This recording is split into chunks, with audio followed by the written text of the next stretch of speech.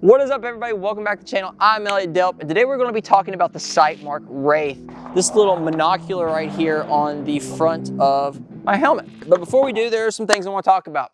Most importantly is Velocity Ammo. Velocity Ammo is the biggest supporter of the channel. If you go check them out on our website, basementoperator.com. Next, second most importantly, Basement Operator, we got a ton of new spooky shirts, so make sure to go check out Basement Operator. This one's going to be here to stay. The ghost one, depending on when you're seeing this video, is probably gone, or maybe we'll keep it up. I don't know. We might bleed into November a little bit.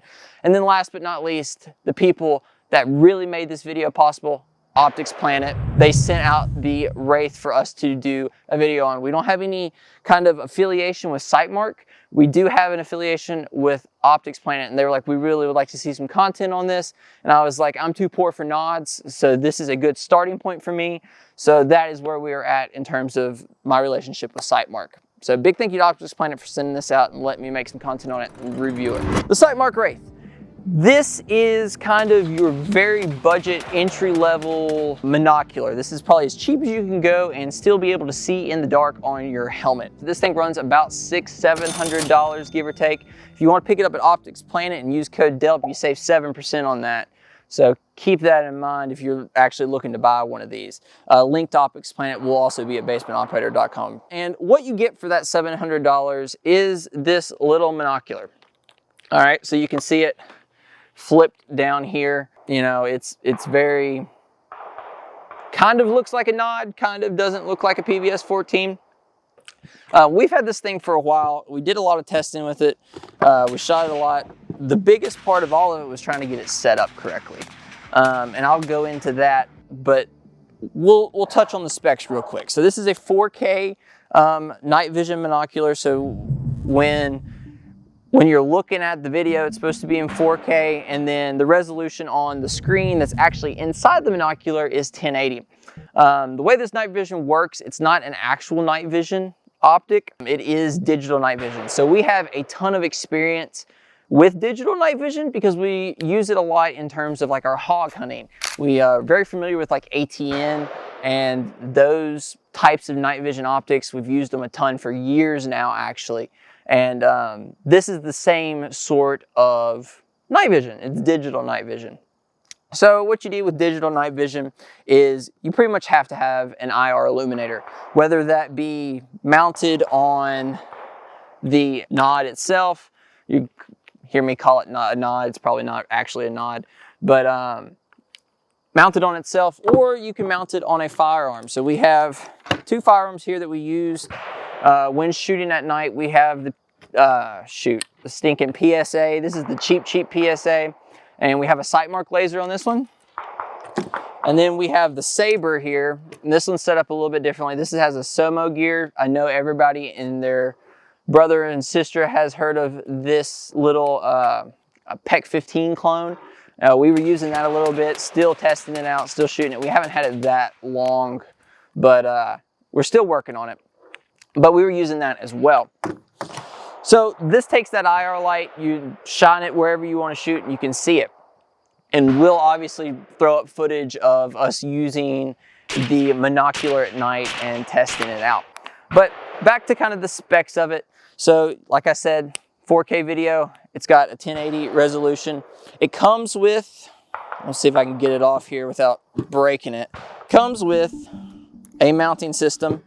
The bridge, as they call it, and the bridge comes with a PVS 14 style mount. That's what it comes standard with.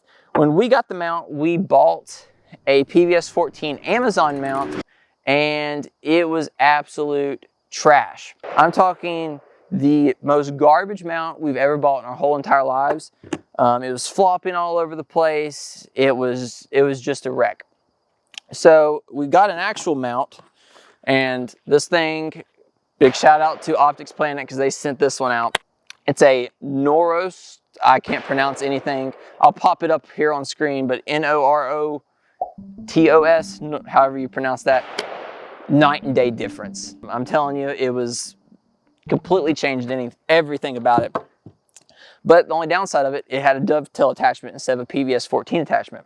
what that meant is we had to order an adapter from Sightmark to fit on the bridge here to actually attach it to the helmet. And so when we got the bridge and the dovetail attachment, I actually had to sand it down a little bit for it to fit into the dovetail attachment on the mount, which kind of sucks. And it ended up, it has cracked the bridge mount for the dovetail attachment, which, you know, probably not great. One side's still on there. This side's still on there. I'm not sure how deep the crack is or if it's just like a surface crack, but the bridge is not of the best quality, and the dovetail adapter isn't that great either, considering it wouldn't fit into this mount. And this is not a cheap mount, so it's not like cheap products meshing with cheap products. It's like this $20 dovetail system meshing with a really expensive system. Kind of a downside there. One of the things they don't tell you about when you're getting into night vision is the whole mounting system. It's literally a mess. You have to watch like 19 YouTube videos and read 37 articles to even like remotely get into it. And this is my first night vision setup ever, so that was kind of how that has evolved. But ever since getting it on this good mount and getting it, you know, attached to it, it's worked pretty good. As you can see here, I have ran it pretty much exclusively right eye.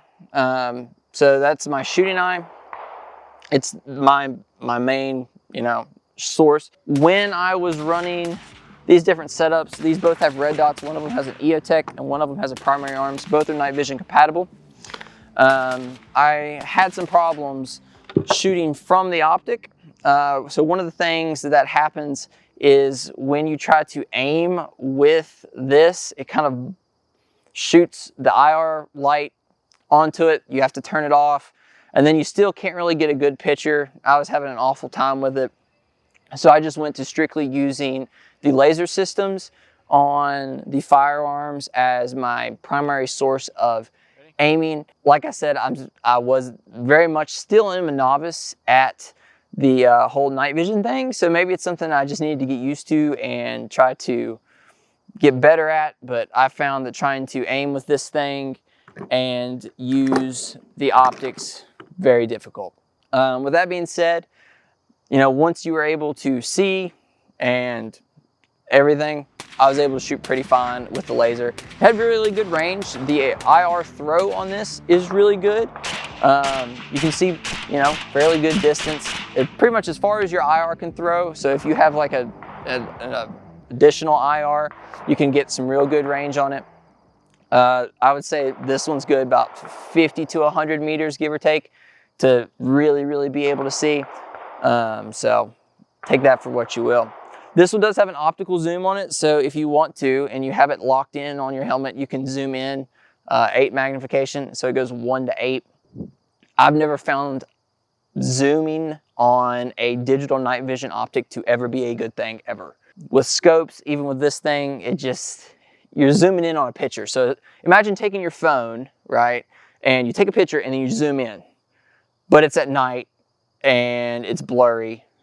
So some of the other things that are important to note on this is field of view. So field of view is a huge deal when it comes to your nod, and this has a 15 or 17 degree field of view. It makes it difficult to see at night because, you know, you're obviously relying on that. Traditional PVS 14s have a wider field of view. So you might be asking, how is this thing powered? And that's a great question, because this thing is powered by a CR123A battery, but that only lasts about 2 hours with the IR blasting out, all right? Now, the IR is able to be turned off or put in like an auto mode, but if you wanted to run it more continuously, you can put some battery packs on the back of your helmet and run a bunch of cords, and the bridge has the ability to be powered. You know, we ran the USB from the battery packs to the bridge most of the time, and that's how we powered the optic. Now, I will say this worked fairly well. We used some just El Cheapo battery packs from Amazon. I can't even pronounce their name. They were just literally the cheapest battery packs we could find. They're foam battery packs. They're nothing crazy. They're actually the same battery packs as Bargain Bin Tactician uses. And big shout out to him, by the way, if you've never watched his videos. I actually reached out to him and talked to him about the Sightmark Wraith because he made a video on this as well, and it was a really good video, very informative. So big shout out to him because he gave me a little background information about some of the experiences he had with it.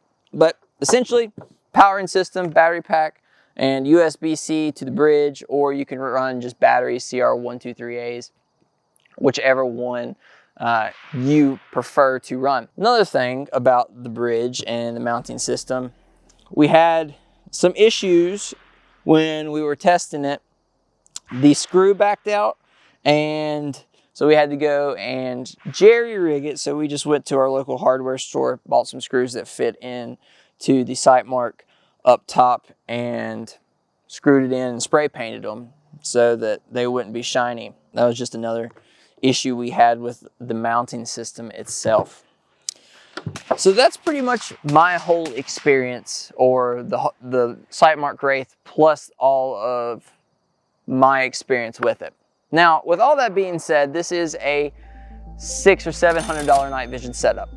This is the lowest you can go, and I think still find functionable night vision. And I would say if you were just getting into it, it's probably worth it if you don't want to spend $3,000 on a single PVS 14 monocular. There are drawbacks to this system. Sightmark can do a little bit more R&D into the bridge, but overall I think it is a pretty solid monocular for the money. Now, some people will say save your money and just go ahead and do the PVS 14 deal. And you know, if you want to drop $3 to $4 grand on a nice Gen 3 monocular, you know, I think that's up to you. But I think if you're just looking to hit the $700 mark, this thing works fine. Like I said, the bridge could be a little bit better, but being able to use the optic and see at night and functionally shoot at night, I was able to accomplish that goal. And if that is all you're looking to accomplish out of this, I think it's awesome. There's some other uses to this. You don't necessarily have to be a shooter. You could be looking to scout for pigs, or take your dog out at night, or do something like that. You don't actually have to be actively shooting with this for it to be useful. I think if you wanted to use this, maybe you were doing a lot of hog hunting, put it on a bump helmet, and you didn't have such a heavy system going on, it'd be great for that. It'd be great for you to hunt. I digress. We want to wrap the video there. Thank you guys for watching. Make sure to hit the like and subscribe button. Make sure to check out Basement Operator, where we have everything now. I forgot to mention our builds. Our builds are on Basement Operator. If you want to find out what I use on my firearm setup, go check it out at Basement Operator. So big thank you to Optics Planet, and we will see you guys on the next one. As always, take someone outdoors. Peace.